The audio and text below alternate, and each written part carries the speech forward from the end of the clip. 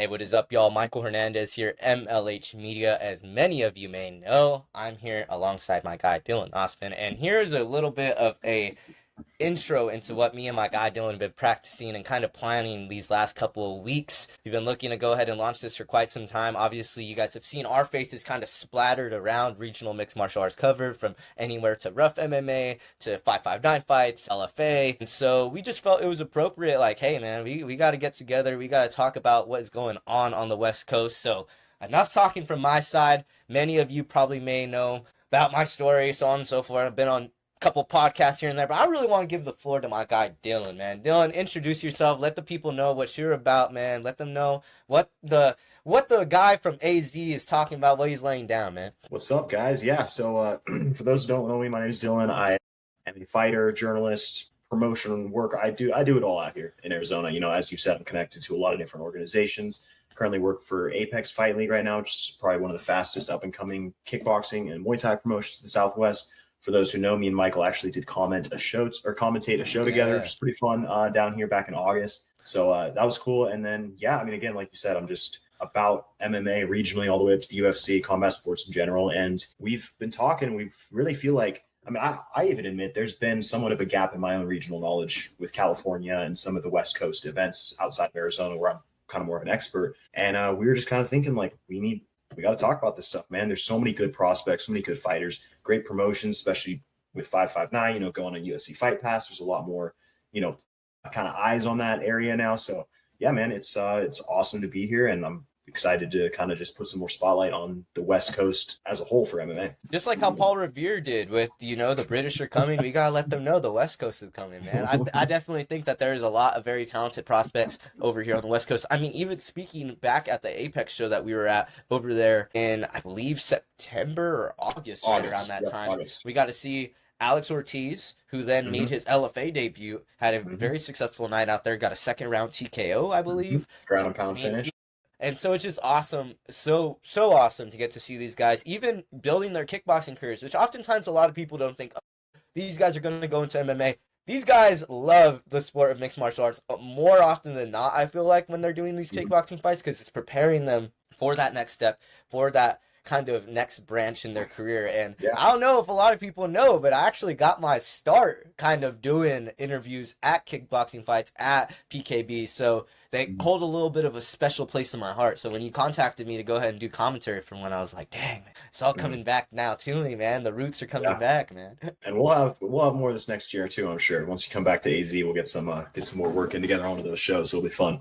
And how's it been over there now? You guys got a new venue. You guys got a bunch of new things cooking. You guys got a video that hit a mill, man. You guys are cooking over there for Apex. Shout out to PJ Jordan with his spinning back fist knockout, hit 1 million on our Instagram. It's pretty crazy. But, by the way, insane. How was that in-person reaction? My bad for interrupting, but that was it was so unexpected. Watching that, it was so unexpected. If you can hear me on commentary, I literally say what just happened, because I was looking at his kick and it missed, and I followed his leg over and then spinning back fist landed.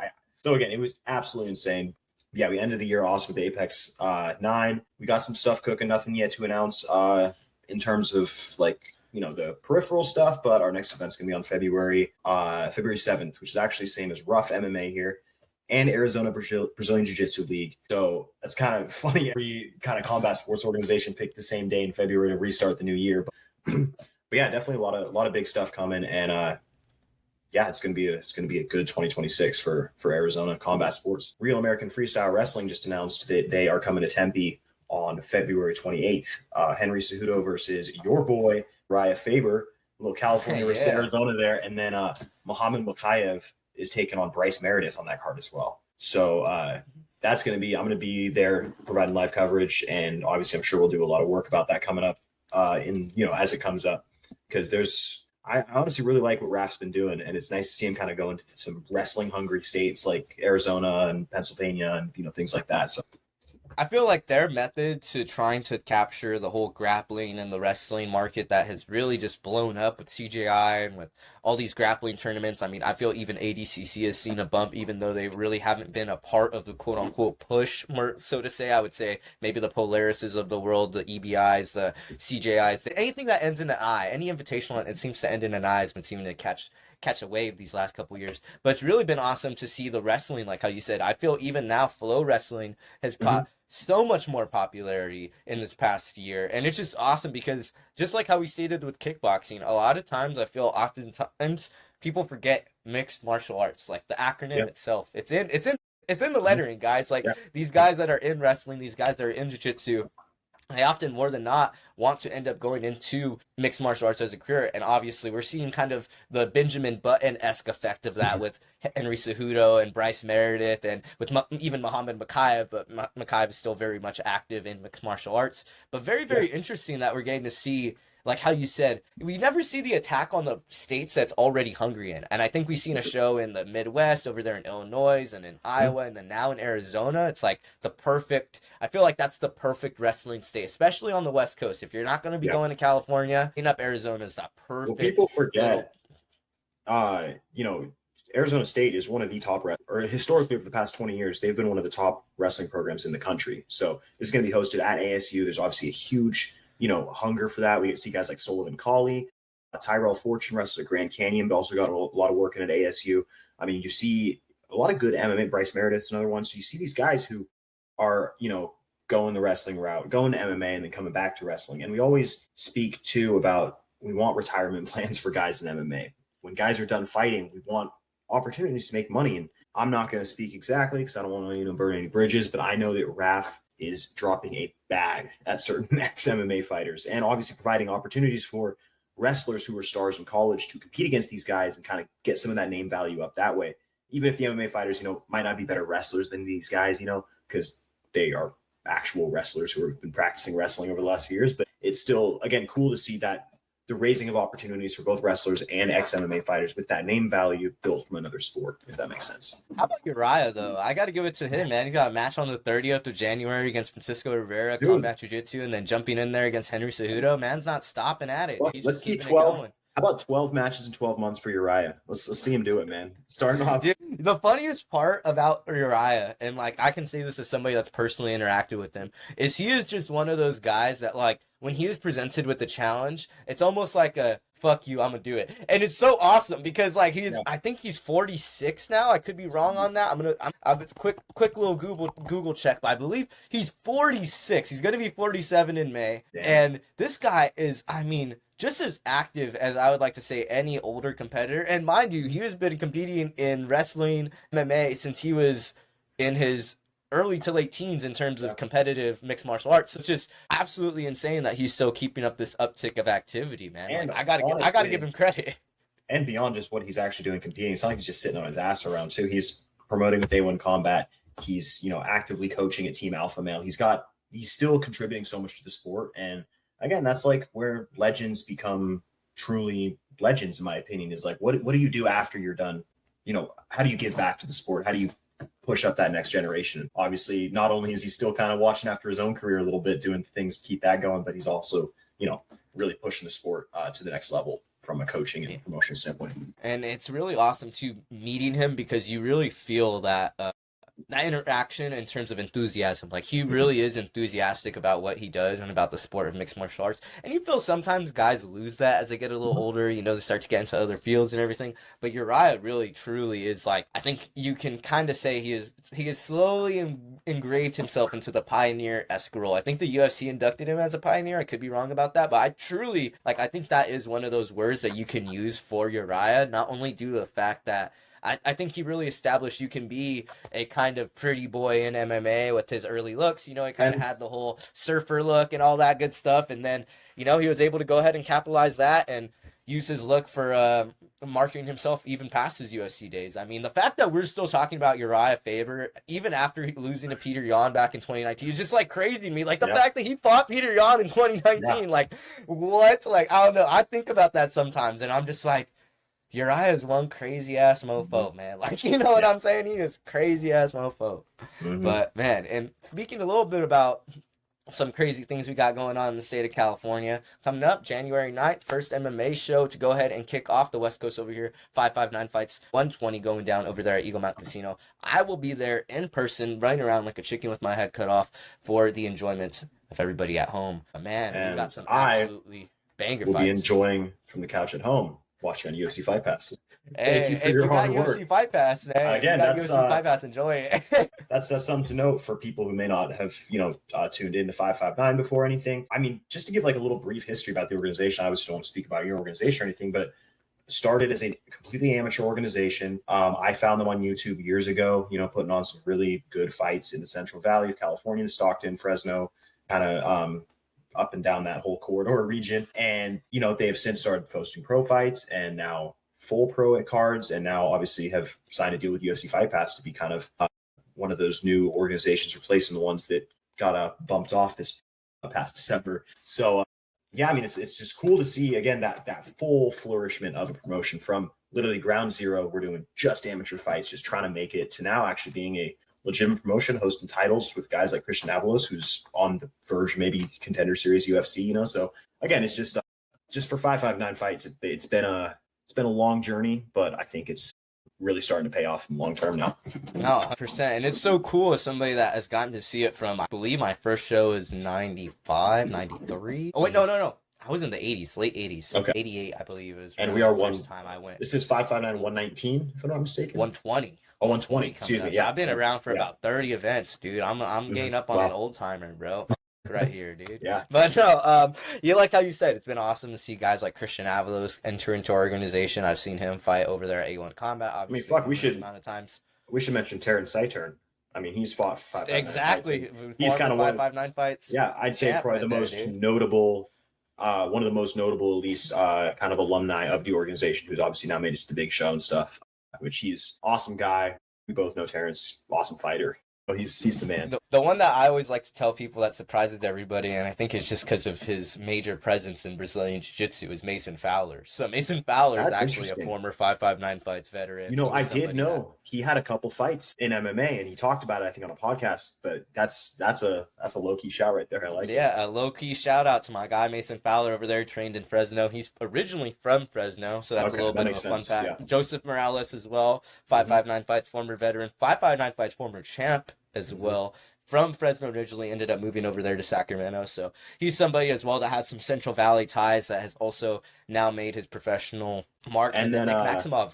Oh, yeah, who was 559 fights, 115 main event, which I thought was really cool. It came back to be the first pro main event. I thought you were going to say 115 champ, and I was like, when on earth was Nick Maximov ever a fucking strong? No. He is definitely not making that cut. Yeah. No, for sure. My boy's ripped. My boy's ripped. He is big. And then, forgive me, I probably should know this, but Josh Hokett, despite being from the Fresno area, never fought 559 fights, correct? Yeah, no amateur fights at all for him. I mean, he was a wrestler.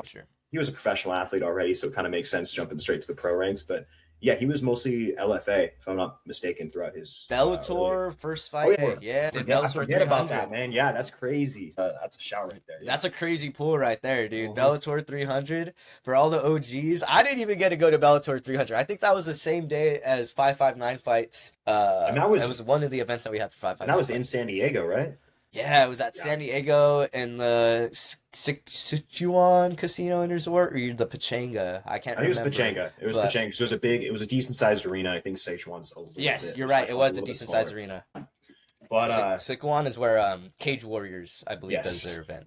Yes, Cage Warriors. But in terms of this card coming up, Desert Mountain Casino, not Palms. I was talking about. No, so it's going to be over there at Eagle Mountain Casino in Porterville, California. There's a lot of casinos over here in the Central Valley. Or a desert or a mountain or Eagle, Table, there's so many. But we're going to be over there at Eagle Mountain Casino. Like how you said, main event, Christian Avalos taking on Texas City's Josh Altum over there out of the training center in Texas. Obviously, a pretty well-known gym over there.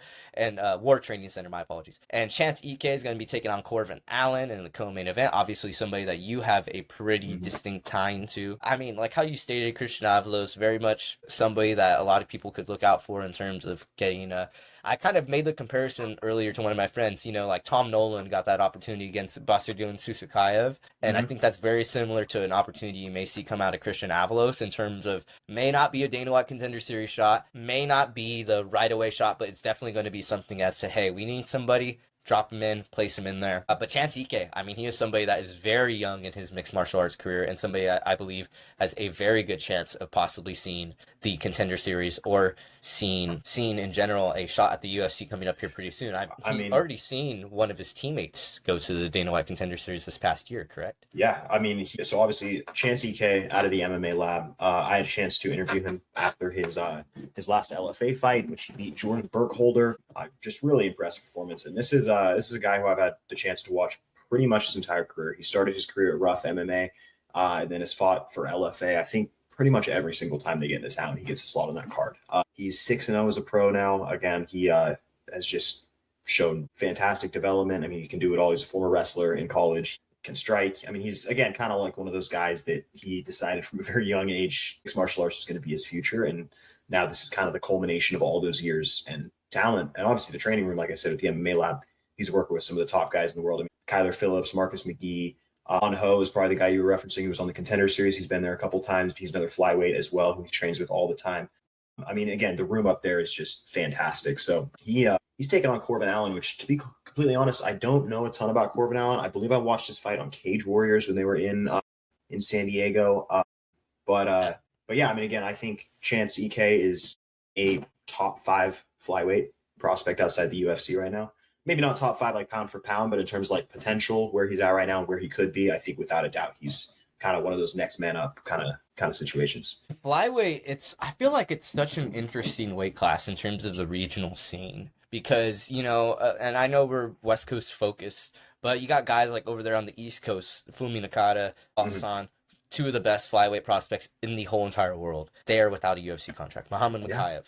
Obviously, we all know of his story. He is out of the UFC. He does not have a contract. Guys like Chance Ike, not in the UFC, don't have a contract. Guys like Royce Butler, A1 combat champion, out of the UFC, currently do not have a contract. I just feel like that is so crazy, especially considering the fact that most people look at the flyweight division in the UFC as some sort of handicap division, almost sort of similar to the way that they look at heavyweight or the way they look at light heavyweight. And it's but don't worry, we have Matt Schnell and Cody Durden. I'm sorry. Right? I just like, you know, I don't get it, man. Like, and you know, and all up to those guys, like, cause like how you say, like, for any guy to earn their opportunity, it takes a certain level of skill, but it strikes my mind sometimes. I'm like, how is this guy not in there yet? Like, I mean, again, how is this guy not in there yet? Like, and again, not to like rag on Matt Schnell, but again, that matchup against tough winner, former UFC veteran Joseph Morales as his UFC debut, it felt like a very weird slot and it goes to show the level of these guys coming up and maybe where some of them could be in the division, even if there is not,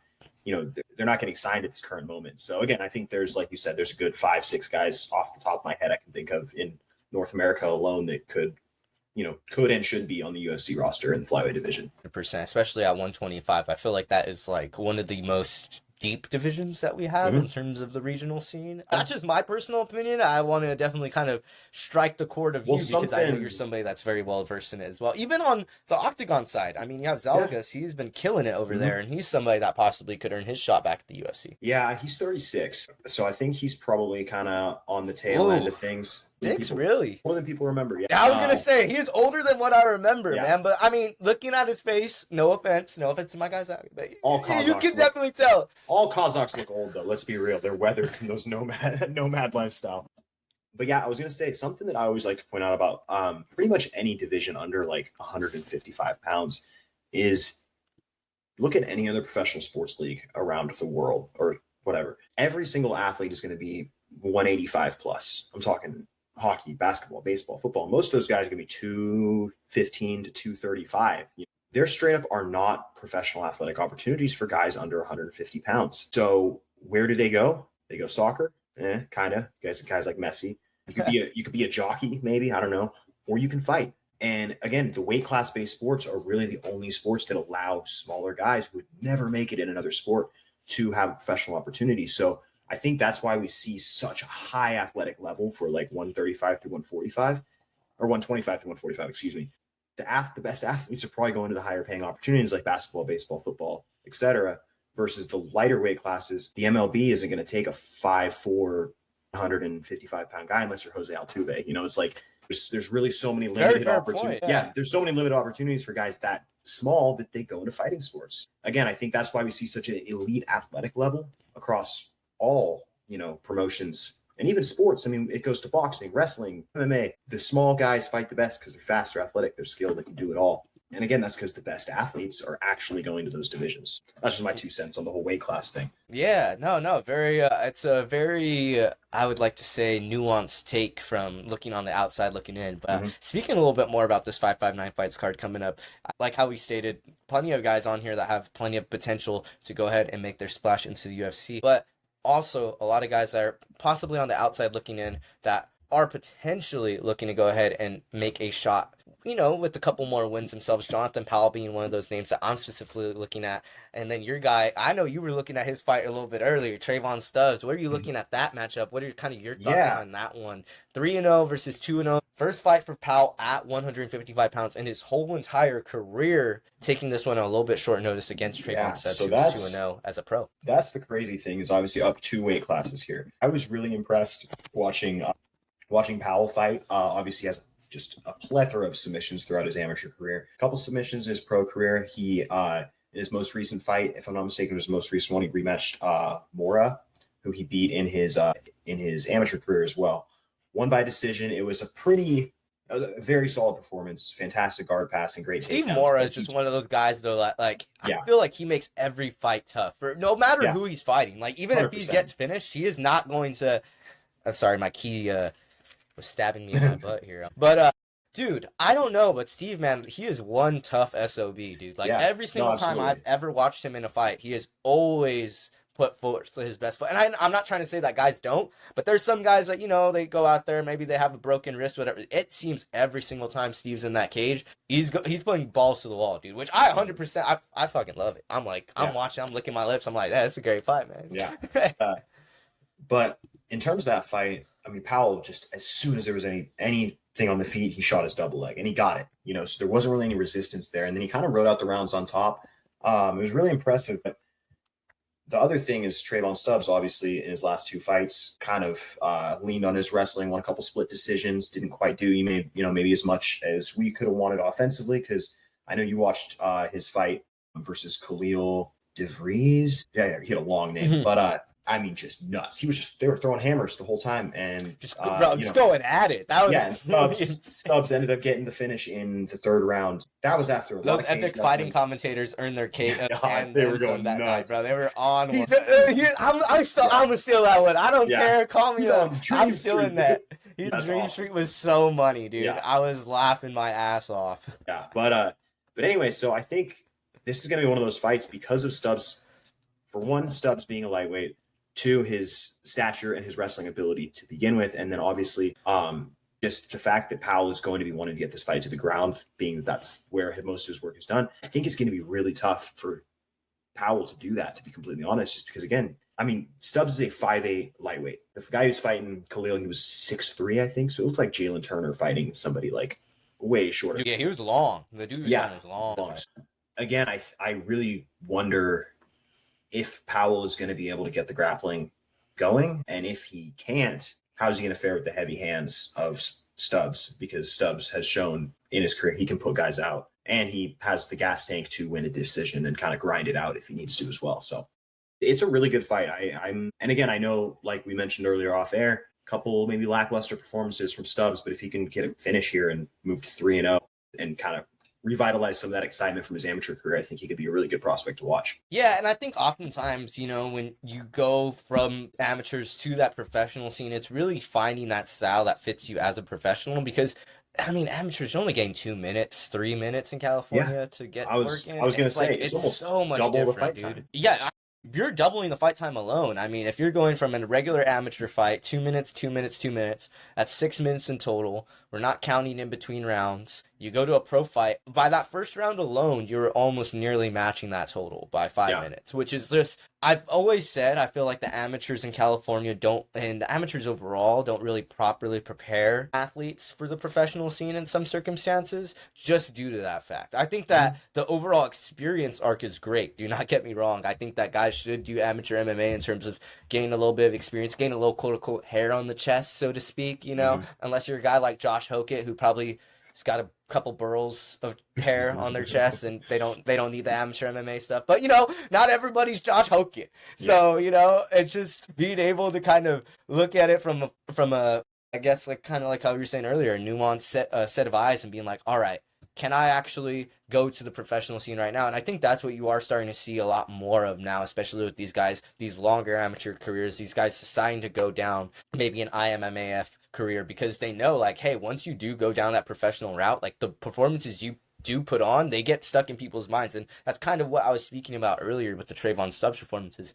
Yeah, he did get those wins, but it's like, how much stock do those wins carry you, especially when two of those wins are, I believe both of his wins have came by split decision so far in his pro career. So very, very tough when you're going into this fight against a 3-0 prospect. I know Powell's going up a couple weight classes, but Powell's also in one of the best rooms, I would argue, on the West Coast. I mean, he's getting to train with Shane Collins, A1 combat champion at 145, another guy that's arguably on his way to the UFC, and then Jean-Paul Lesabanian. I mean, that guy's a freaking beast. Mm-hmm. And now he's in the UFC at 170. So he's no shortage of bodies over there at Cobra Team MMA to go ahead and get himself prepared, but definitely going to be a very interesting affair at 155 pounds. Jean-Paul recently announced versus Austin Vanderford, UFC Houston. Yes, that fight. What do you think about that one? I mean, Austin Vanderford, obviously very well known in terms of he's going to go out there, he's going to brawl, he's going to go ahead and get his check. Well, Vanderford's I don't know about that issue has been strikers. I mean, Aaron Jeffrey put him out pretty bad. Who else was in Bellator? Put him away. But he's got the propensity to get finished, and John Paul is a fucking madman. So I honestly, and the UFC never does Bellator guys any favors. They never forget that you formerly fought for the Big B. Shout out. Shout out the Big B, man. But hey, the Big B. Bellator was. Let me just say this, man. Bellator had some of the best, like, in terms of like athletes that they're building in their production, man. Like sometimes I'll be looking across, like how you say tapology surfing, man. I'm like, what happened to this guy, man? Yeah. Like I really want to see this guy again. Dude, you remember Joey Davis, Black Ice? Yes, I do remember. Bro, he lost to somebody as a like minus 900 favorite, and I don't think he ever fought again. I think he just like seeing Grant Neal out there, dude, at Lights Out, face Renato Valente. That was like awesome. I was like, dude, I mean, fuck, my teammate Tyrell Fortune. Get that guy in the UFC. He's the best heavyweight outside the UFC right now, without a question. Guys, a little bit of a special guest, my boy, Mr. Brandon Betancourt, who will possibly be on that 559 Fights 120 card over there at Eagle Mountain Casino, bar any injuries or any weigh-in mishaps or anything from any of his opponents, because it's real hard to find this guy a fight. Let me tell you, Dylan Knostman. Let me tell you. So, real tough time to find this guy a fight. My guy, first guest of Combat Weekly. How does it feel? You won the sweepstakes, man. And it feels good. It feels like I'm getting acknowledged from all the work I'm putting in, Some people are believing me and seeing what I'm doing and like the process. Hey, man. Well, I definitely like the process. My guy, Dylan Knostman, I put him onto game. I had to show him a couple of your fights over there. Over 4 559 fights in A1 combat. I mean, let's speak about that last fight, though, man. Coming off a big KO. How did it feel to go back home, go back to the fire station, kind of let everybody know, like, hey, man, I may be small, but these small hands, they got some power in them, man. Maybe these fire stations get at the work. Yeah. Yeah, most of the guys know, but now they really know. Yeah. Now they really. Everyone thought I was just a wrestler, but I work on my hands, and we train, you got to stand up all the time. Like I do MMA, it's not just wrestling. So it's not like I don't work on my hands. It's like, hey, let me check your grappling. If you stop it, then all right, well, I'll throw hands, and we'll throw hands. We'll check your grappling again and set it up. It all just plays a part in just kind of the way I fight, Well, by the way, thanks so much for joining us. It's awesome for you to have you on the show. But in that last fight, again, I was saying you're a firefighter, but you were fighting like you were on fire itself. I mean, you were throwing hands into takedowns, back to hands, and again, we see a lot of wrestlers, they might not set up their takedowns very well, but obviously that's something that you were doing really well. Talk to me about just how that wrestling grind and the kind of pace can translate well into the strike and kind of create that downhill momentum type style that we saw. Yeah, that foundation of wrestling, just wrestling all the way from elementary, top high school in the nation, going to top junior college, and then going into the top Division II school, and then getting to wrestle Division I, in my hometown.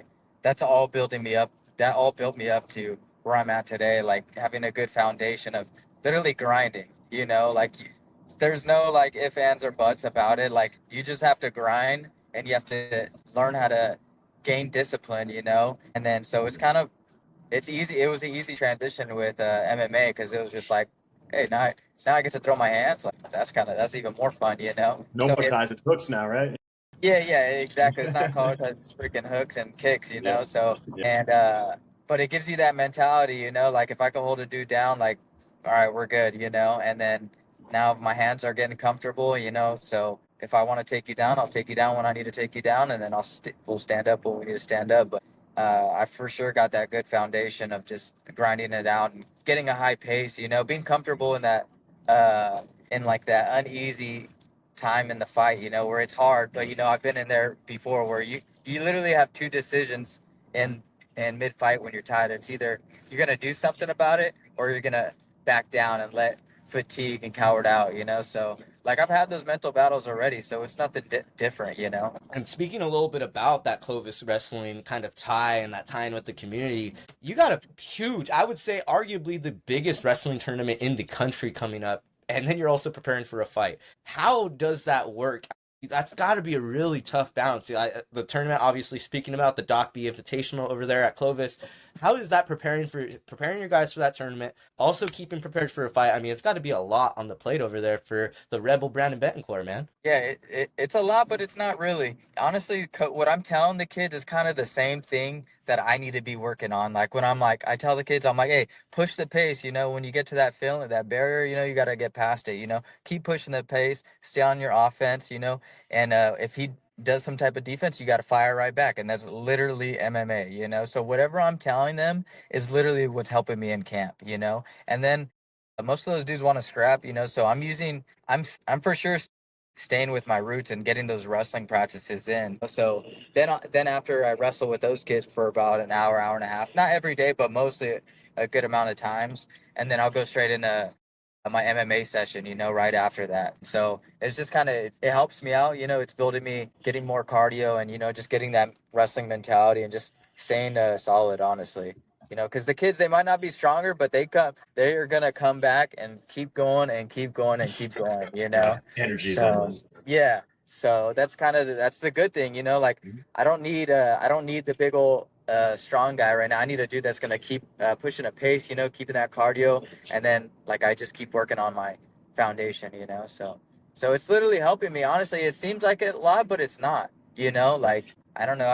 You got to make well with what time you have on just kind of this earth and make them all count, the hours. Well, it's funny. Right before you hopped on, we were actually talking about Real American Freestyle Wrestling. See new promotion kind of popping up recently. We got Henry Cejudo versus Urijah Faber coming up here in Arizona, where I'm at in a couple months. Your kind of perspective on what they're doing for the sport of wrestling on kind of the professional stage, and also tying it with pro MMA guys who have that name recognition in that other. Yeah, no, I think it's a good thing. I was watching one of.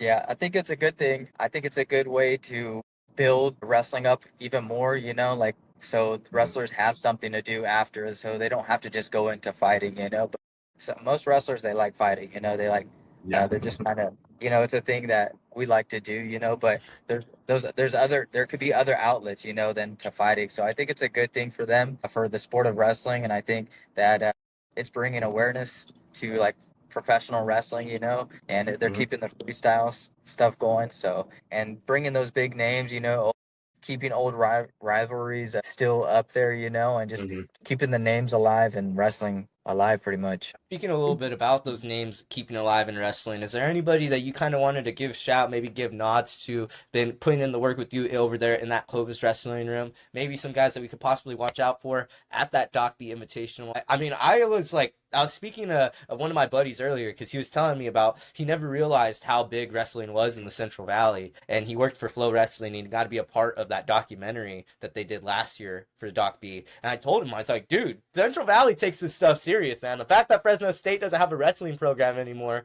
breaks my heart every single day. But I mean, you as a member of that Fresno State team, now you over there coaching with that Clovis team, it's got to be pretty special to get to see these athletes develop. So I just kind of want to give you the floor, let you speak on a couple guys that maybe deserve that kind of recognition. Yeah, for sure. Like kids put in hard work all the time, and watching them from their freshman year all the way up to their senior year, they progress and get better at things they weren't better that they weren't good at their freshman year, you know, and kind of teaching them, it's not even just about wrestling, just about life, you know, like, hey, you got to get through adversity. You got to do stuff that you don't want to do, you know? So like putting that in perspective too, but like we have, some good weights right now. Anthony Garza's at a good weight right now.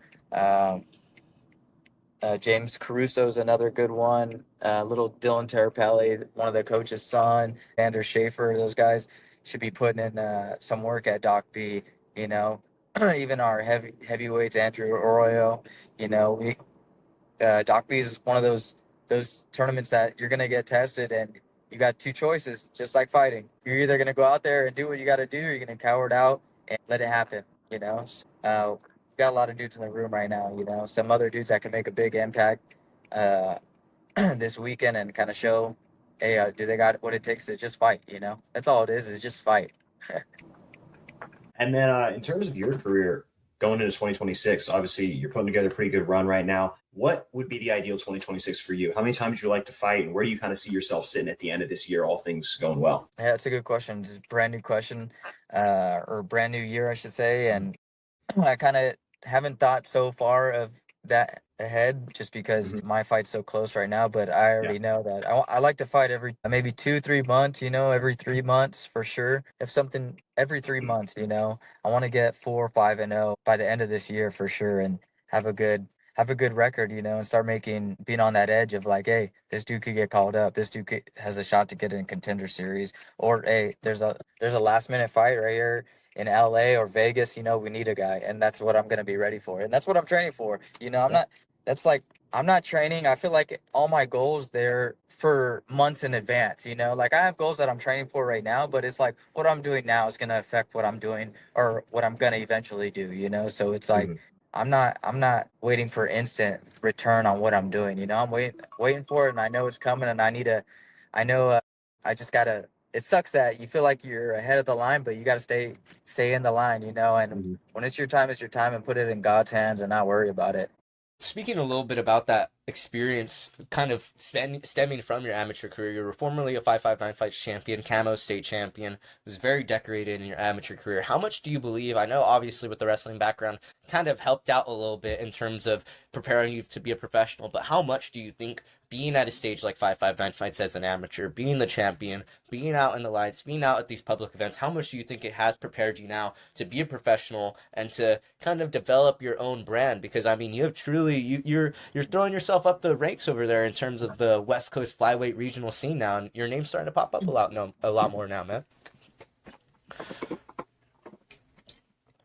Yeah, it's kind of, you got to know how where you want to be before it happens. You know, I knew I wanted to be a professional. I know what the professionals do. You know, like I study those guys. You know how they carry themselves, how they act. You know, they're not out here, I don't know, just making a bad name for themselves. They got to make a brand. And making a brand is a big thing right now. So it's like, are you able to have a following right now? And can you put seats and butts in the seats right now, and do you have a good following? Like, why do people want to watch you? Like, there's a bunch of fighters that are good, you know, everyone they brawl, they're just good, you know, but now it's like, hey, how many views can you get? Like, what kind of following you have? Like, that plays an important role, you know. And so 559 fights, it gave me some groundwork to work with, you know. And uh like being the champ of the my amateur 135, like it was cool. Like I didn't let it get to my head, and it's just a little chapter in my book, and I didn't want it to, I don't know, blow my head up or anything like that. But it was good, you know.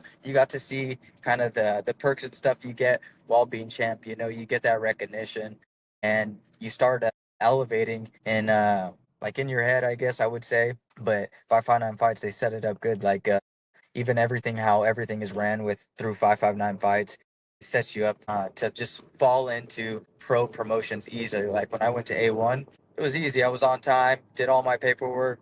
Tom Anderson was like, hey man, you got it. There was no really any problems with you. Good job on getting everything done on time, you're early, stuff like that. Like they recognize that and they understand that, you know, like you don't want to be that guy that's not doing what they need to do, you know. So I would say just kind of being disciplined, and that's kind of what stemming back to wrestling and having sports, having to do something beyond time, you know, that all comes into play, you know, in your life. So it just everything has set me up for where I'm at now. And this will be my last question per se. We don't hold you too long, my man. But obviously, 559 Fights, the growth has been immeasurable over the last few years, all the way from just hosting amateur fights to now being on UFC Fight Pass starting this year with full professional, main cards and all that. How has it been to see that growth and be a part of that? And obviously, opportunities for your name value and recognition being on something like UFC Fight Pass. How do you feel like that inches you closer to your ultimate goal? Yeah, it's good. For sure, getting that recognition and all that publicity, from 559 Fights. Like we're getting Alexa Grasso, Joshua Van, the Moroccan Devil, Raul Rosas. We're getting all these dudes to come watch the fights, and they have a big followings and they're gonna get watched, and so whatever they're doing, 559 Fights is doing a good job on putting back into 559 Fights, pretty much. I would say, like they know what they need to do. They're putting in the work just like how we're putting in the work. It's just different types of work, So it's good that they're bringing all those athletes back and just making the promotion as big as it can get, and sky's the limit for them, Eventually they're going to be on that PFL, Bellator level, where it's right under the UFC. It's going to be one of those, to be a promotion that's just like LFA and all those other ones that are just feeding right into the UFC, and that's what Jeremy's I think that's his goal and that's his plan, Yeah, and me and Mike were talking as well. We already seen a couple of guys like Terrence Siturn, who fought for 559, now go to the UFC. So that link is starting to grow there a little bit. We're starting to see more guys make that jump from, the California regional scene, A1, 559 to the UFC. So it's good to see. Yeah, and that's what it is right now. It's kind of the funnel. Are you in that funnel or are you outside of the funnel? You want to be in the funnel when it happens. Last question for me, man. I know you're a real close friend with Josh Hokett. He's got a pretty big fight coming up over here on UFC 324. It's going to be the first event for Paramount. Pretty big card, taking on Denzel Freeman. What are you thinking about that fight, man? How is that to kind of be pretty close to a guy that's in the UFC? I know it's obviously done odes in terms of your confidence and your preparation. So how's that been working with Josh Hokett? Not only working with them, seeing the training videos in the lead up, but now he's got a pretty big fight on a pay-per-view. I know he's been calling for that for quite some time. Yeah, no, it's good. Like having one of my best friends be in the UFC, it shows that I'm right there. Like I just told him the other day, I was like, hey, when you were in LFA a year and a half ago, that's where I'm at now, in terms of career, So he's like, yep, that's exactly where you're at.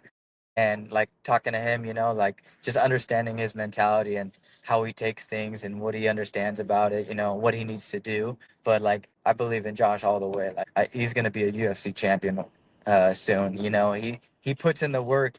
He has a mentality that's for it, and he understands what he needs to do. If he has things that he lacks in, what he needs to work on. Josh is he's that dude. He's not gonna back down from any type of challenge, and he's about it pretty much. He's a fighter, and that's what it takes. He knows the grind. He's been through the grind, and he's still doing the grind. So he's good. I have all my faith in Josh.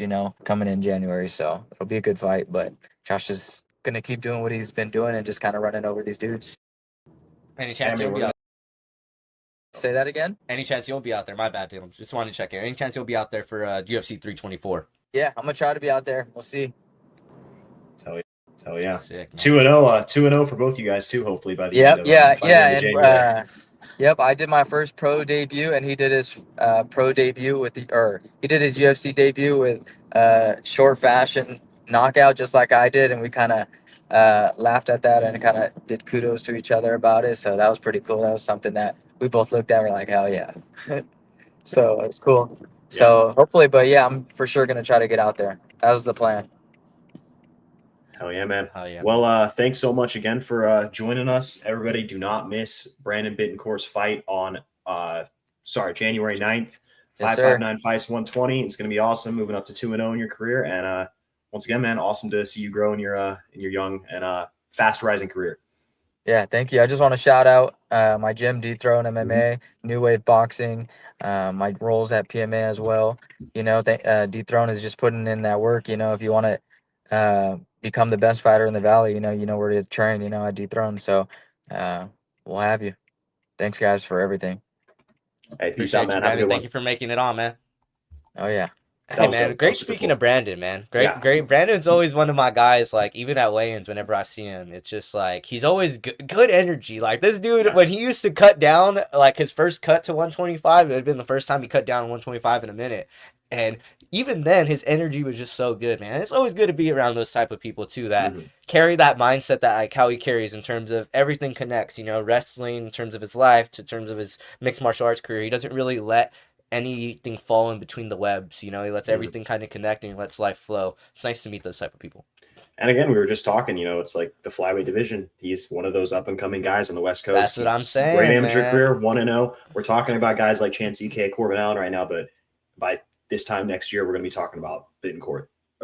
Betancourt in that same way. That's what I'm saying. It's like, you know, it's so crazy now. We see these guys like, I mean, Josh Hokett's like almost a perfect example of like you could just really get on, you know, get onto a card, get a quick KO, and then that momentum keep going. I mean, we're already seeing it for guys like Gable Steveson. We're seeing it for guys at 125 before. We've seen it for guys even at 155 on the regional scene. It's absolutely crazy. So it's just it's insane to think that, like how you said, a year from now we could be in the same seats talking about Brandon Betancourt possibly being in Dana White Contender Series seat or being in a UFC seat. And by the way, let me just say, the Incredible Hulk, the Rebel, like, is it the new wave Avengers that we're like missing out on? Like, is there gonna be another like guy like the Daredevil or something? There's a couple of guys, man. That like I'm like, and then I think Denzel Freeman, isn't he Batman or something like that? Like he's Omega Batman. Yeah. Like, dude, what's up with these superheroes, man? Yeah, Luke Fox is his other nickname, which is the name of Batman. Or a character. Yeah, I was gonna say it's like a character name of Batman, I believe, right? So, it's hilarious, dude. Yeah. I love it. I love the enthusiasm. Guys are just getting so much better at marketing. It's awesome. Yeah. But back to this card, obviously, we have a couple more pro fights I wanted to talk about real quick. I'm not gonna lie, not too keen or knowledgeable about the amateur scene over in California. We got a few guys making their debut, so I will hand the floor to you if there's anything you want to talk about those guys. But Shimon Smotritsky taking on James Porter in the featured bout on the main card, or sorry, fourth down, not the featured bout. But Shimon Smotritsky, he's 11-5. He's fought on Dana White's Contender Series, Tough Enough, LFA, kind of all around. Had a little bit of a rough go of it. Super talented. I'm not sure what it is. He's maybe a little too aggressive. You know, the grappling's obviously a little bit of a hole. He lost the Fury FC title fight to I'm totally spacing his name now. He just fought Man Shakira. But anyways, Smotritsky, really good striker, but it's kind of looking for a get-back fight, at least on paper, here against the 5-5 James Porter. But I know you said James Porter is not a guy to be slept on at all. So I want to hear your opinion on that, I mean, that kind of matchup. He's 5-5, but that's a very deceiving 5-5. All three of his wins have came by his most recent 3 wins have came by first round finish. He got a guillotine choke versus Joseph Ramirez, who was 3-3. Malik Abdul Munin over there at UNF. They're known for pretty good guys, especially in the Armenia region. And he finished him in the first round. His most recent losses to Joe Thorough, who's kind of been on a little bit of a streak over here on the California scene as well at middleweight. So I don't know. It's one of those fights where, like how you said, Shimon's been having a rough go of things, and we all know how much MMA is a psychological game. How much you can go in there, get rocked, and things can just not come out your night. And what his last win coming against Aaron Phillips back in 2024, this is one of those fights where I could see James pulling it out, man. I mean, Troy Green walked out of there with a tough split decision last time out against Shimon over there at Tough Enough, and then obviously Morali got that finish over against him a couple of months back before that in May of 2025. So it's just, I don't know. It's one of those losses. It's one of those losses where if you're losing to Morali Husanov, you're more than likely your foot's right at the door for the UFC. But at the same time, it's like you've already lost twice on Dana White Contender Series. You're 0-2 on there. You're 25 years old. A very, very, like, this is a make or break fight right now. A crossroads moment. Yeah, absolutely. Yes, truly. And again, something else to talk about. James Porter fought at light heavyweight for his last fight. He weighed in at 201.8, which obviously is well below the limit, but that's still a dude now going 20 pounds down to a catch weight at 180. And Smotritsky is a guy who's fought at 155 before, if I'm not mistaken. He's now more consistently a welterweight as of lately, but it's a pretty big jump in both directions, for the Yeah, weight. no, So exactly. It's gonna be they kind of interesting. they kind of met each other in the middle. They just said, Yeah. "Hey, screw it, man. We'll meet each other at catchweight." But no, I think it's going to be a very entertaining fight. I think this is going to be a kill or be killed type fight. I think either one of these guys is going to go ahead and get a finish. If the state of California allowed you to bet on this fight with finishes, I would probably advise a lot of people saying, "Hey, man, if that finish line is there, I'm not telling you to bet on it, but man, these Yeah. guys like to go out there and go for the kill, man." So I definitely think that'll be a very entertaining one. Another fight that I'd like to also highlight: former #1 heavyweight in the state, and Robert Barrios taking on Justin Moore, the only gentleman that has beat him in his amateur career. I also think, I think we were talking about it a little bit earlier, both those guys wanted that fight, found that very Hilarious. interesting, and now we're getting that right before we hop into UFC Fight Pass over there, man. It's gonna be awesome. And Yeah, a not couple of a other guys on the amateur card that I think also will boat to put on quite a show. Joey Sandoval over there out of Porterville, California, former 559 fights champ. Matthew Vargas, another former 559 fights champ, taking on Jason Jeff. Jason Jeff has just been known as one of those guys. I call him the Nick Diaz of the 559, man. This kid, he goes in there, and let me tell you, he just, the most emotes, the most just energy. Just he's aura farming, but the thing is, he's scrappy though. He's scrappy. Yeah. So Matthew Vargas is scrappy too. So I think this is going to be shaping to be one of those amateur fight of the nights kind of situation. Where on the undercard we're like, bro, who are these guys? I know them. Maybe not other people know them, but man, I'm really excited about that one. Well, I always have a saying that says, "Never trust a man with two first names." So I'm sorry, Jason Jeff, but I'm gonna have to be rooting against you in this one. And no, I'm just kidding. Catch this. Jason is spelled Jaeyysen. You really can't trust this dude. He don't even know he didn't even know which direction it was going in. It's not JSON. I remember I made that mistake the first time I met him, and he was like, "Nah, it's Jason. It's this." I was like, "Damn, man." I was like, no disrespect. I'm just messing around. How am I supposed to know that as somebody that works on the media side? Yeah, but, I've never seen that spell in my life. But yeah, shaping up to be a good card. First real significant MMA card of the year, if I'm not mistaken. I mean, we've had, unless you count Ryzen going over midnight into the new year, but that's not. We'll leave that one. I was gonna say technically it wasn't our new year; it was their new year. So exactly. I don't know if we can count that.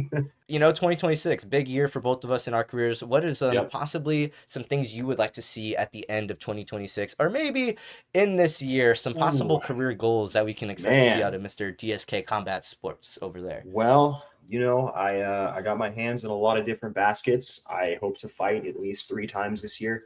MMA, Muay Thai, whatever it might be. I'm down for whatever. I love getting in there.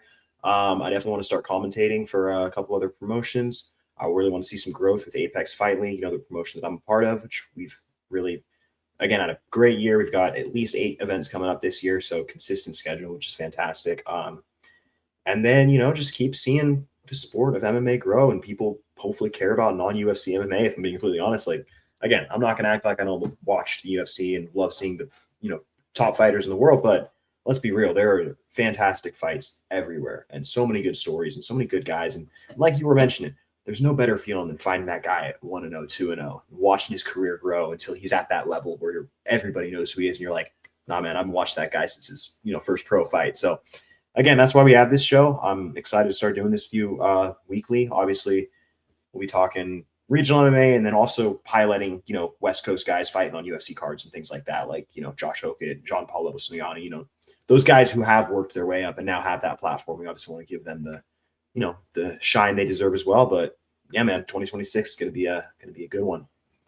Yeah, no, I think 2 to 3 times a fight for this year is definitely it's a pretty generous goal, especially for all the things you got your hands in baskets in, man. Oh, it'll happen. It'll happen. I'm giving you props, man. But I think that this like how you said, it bodes at a right time for mixed martial arts, because I think that there's been it's been this weird thing that I oftentimes talk with people about the sport of MMA. I feel like everybody is so quick to give a badge of approval to a guy once he gets into the UFC, but is so quick to disdain or kind of look away from a guy when he's not in the UFC. And that's never really made sense to me, because, oftentimes we show so much love for college basketball. We show so much love for college football. These guys are not professionals.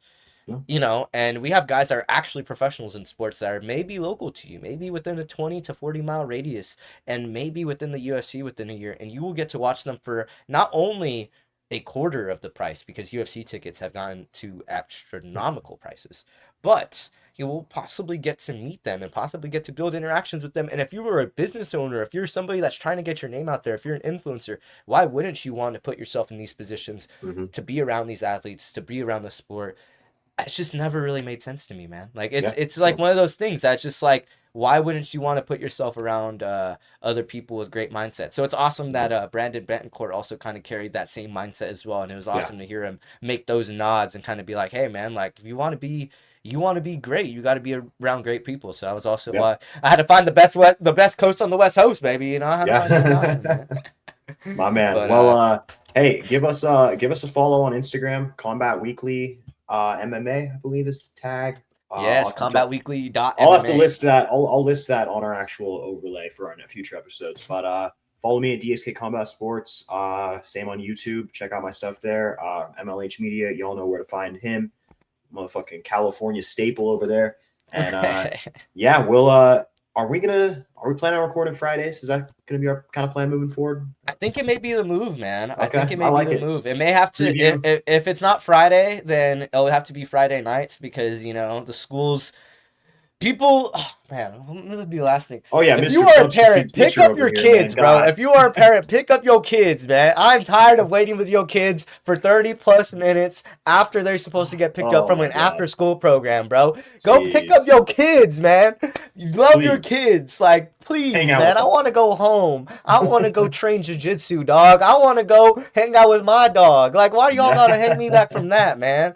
Like, oh, man, my bad. That was my last thing You're before good. I hop off on this call. Last But, rant. man, hey, let me tell you, you would think though they'd want their kids back. Like, you know, nah. You would think. They Nah. don't give two shits. But hey, I respect it, man. You know, if somebody's gonna get paid to be your babysitter, at least you ain't the one paying, and at least it's the state. That is fair. All right. No Well, Somali daycare activities over here, though, baby. Nope. I'm right there. I'm right there in the room. All right. Well, that is us signing off, and we will catch y'all next time.